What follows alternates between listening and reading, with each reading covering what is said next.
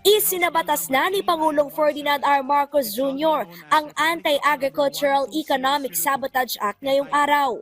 Layo nitong patawan ng mabigat na parusa ang mga nananamantala, protektahan ang mga lokal na magsasaka, mangingisda at consumer laban sa smuggling o illegal na pagpasok ng mga agricultural product.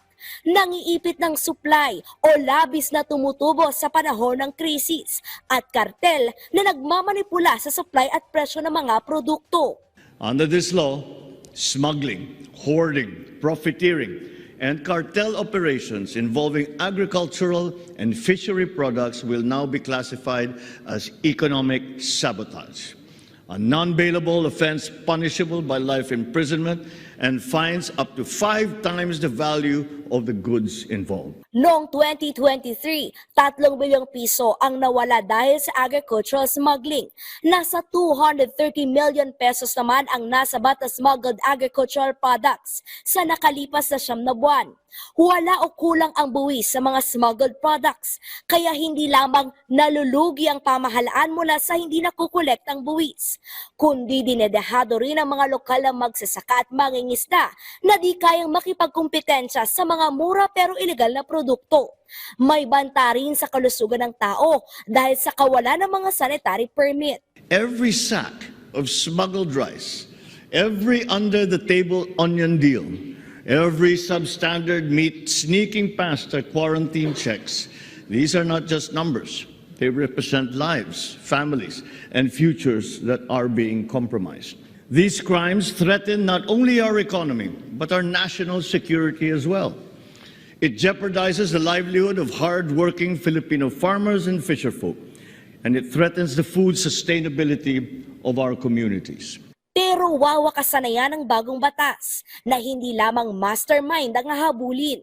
This law does not just target the masterminds. It holds all accomplices accountable, financiers, brokers, employees, even transporters. We are establishing the Anti-Agricultural Economic Sabotage Council, which I will chair. Bubuo ng Anti-Agricultural Economic Sabotage Enforcement Group para hanapin at hulihin ang mga smuggling operation. Magtatalaga ng special team ng mga prosecutor para kasuhan at mabilis na maparusahan ang mga smuggler. Ikinalugod ng Department of Agriculture ang bagong batas.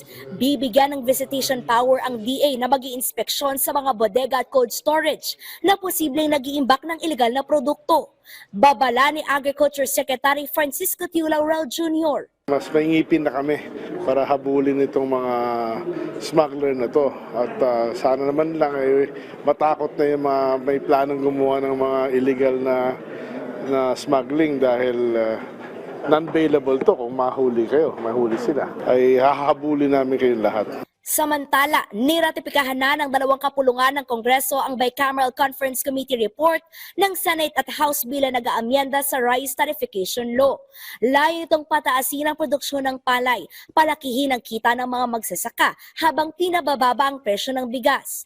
Target pahabain ang bisa ng RCEF o Rice Competitiveness Enhancement Fund na matatapos ngayong 2024. Pinalaki sa 30 bilyong piso ang RCEF mula sa kasalukuyang 10 bilyong piso para sa pamamahagi ng libreng binhi, makinarya, pagsasanay at pautang sa mga magsasaka. Yan yung tamang version na maganda na every year pag-aaralan ng presidente tsaka ng DA kung anong mga gagawin doon sa excess. Kung meron tayong 30 billion pesos na makolekta, yung 15 billion will be based on a menu kung ano yung kailangan ng ating mga farmers or ng ating industriya. Ang maganda rito, ang presidente ang magdidesisyon kung saan ang allocation nito every year. Binibigyan ng panukalang batas ang kapangyarihan ng Department of Agriculture na rumisponde sakaling kulangin ang supply ng bigas o sobra-sobra ang pagtaas ng presyo sa merkado. Pwede na kaming mag-trigger ng call for importation in case we see nga may spikes, may hoarding. I don't think there'll be a shortage but I think it's more for para pababa ang presyo, pwede na mag-intervene ang DA through that new law. Kalezal Pardilia para sa Pambansang TV sa Bagong Pilipinas.